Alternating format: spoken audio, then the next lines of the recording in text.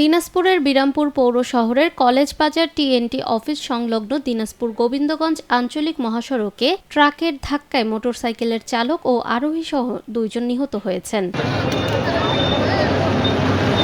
প্রত্যক্ষদর্শীরা জানান 20 ফেব্রুয়ারি শুক্রবার বেলা 12টার দিকে ঘোড়াঘাটগামী একটি মোটরসাইকেলকে পেছন থেকে দ্রুতগতির একটি ট্রাক সজোরে ধাক্কা দিলে ট্রাকের চাকায় পিষ্ট হয়ে ঘটনাস্থলেই 2 জনের মৃত্যু হয়।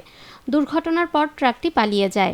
রাস্তা তো অ্যাক্সিডেন্ট করে পড়েছিল, দুজনের উপরে পড়ে আছে রক্ত রক্ত। পরে তো আমরা এসে জিনিসপত্র সাইড করলাম আর ওই যে হলো ঢাকি কাপড় দিয়ে ঢাকে দিলাম আমরা, কিন্তু এটা আমরা সহজে দেখিনি যে কিভাবে মারিছে, এভাবে আমরা দেখিনি।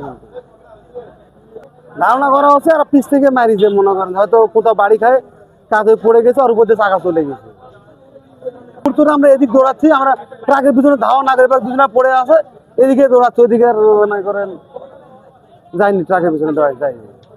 আর ফাঁকা ছিল ওই সময়টা, একবারে ফাঁকা, রাস্তাঘাট একবারে ফাঁকা ছিল।